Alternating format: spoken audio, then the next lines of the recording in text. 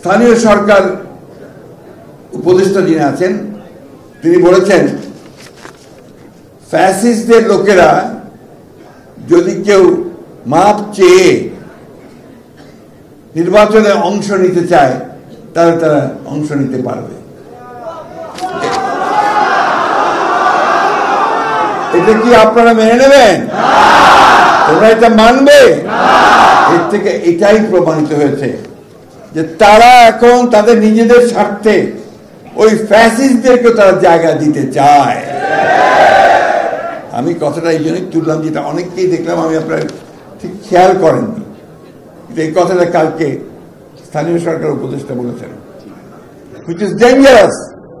তার মানে কি আমরা এটা মনে করব যে তারা সরকারে থেকে তাদের দল গোছানোর জন্য তারা বিভিন্ন রকম কৌশল নিচ্ছেন? সেই কৌশল নিলে তো আমরা তা হতে দেব না, এই দেশের মানুষ তা হতে দেবে না।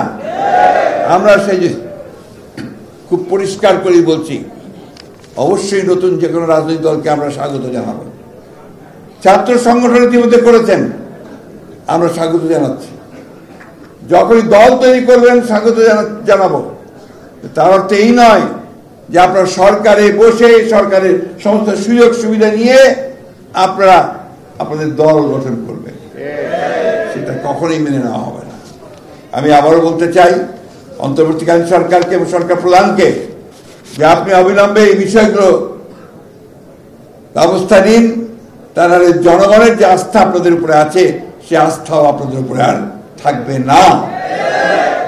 আমি যখন প্রথম বলেছিলাম যে যদি এই অন্তর্বর্তী সরকারের কেউ নিরপেক্ষতা হারায় তাহলে আরেকটি নিরপেক্ষ সরকারের প্রয়োজন হবে বলেছিলাম না?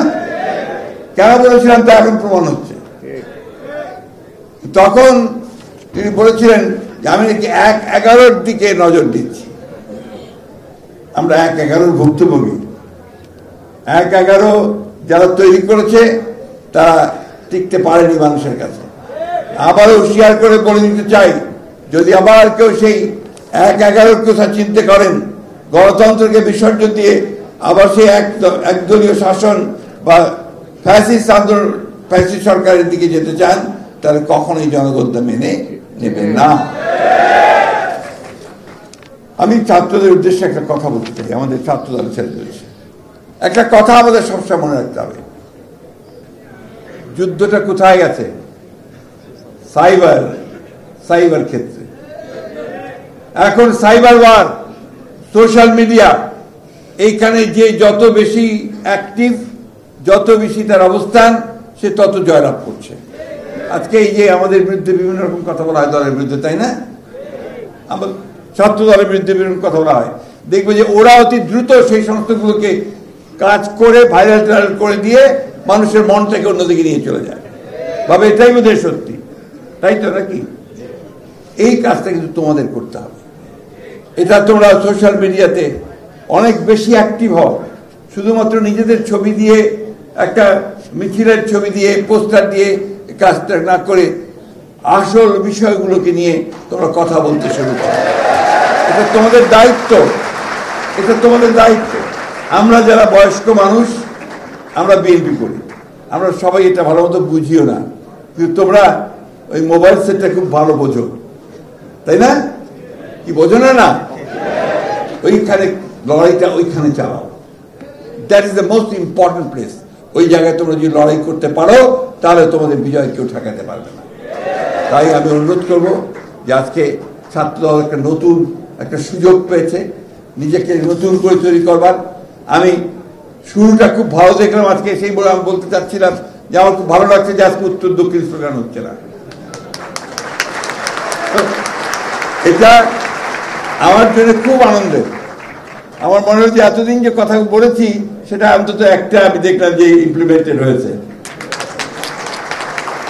কারণ ছাত্রদল এরা আবার উত্তর দক্ষিণ কি, তাই না? আর আমরা যে স্লোগান দিই মাঝে মাঝে, অমুক ভাই এগিয়ে চলো, আমরা আছি তোমার সাথে, বলি না?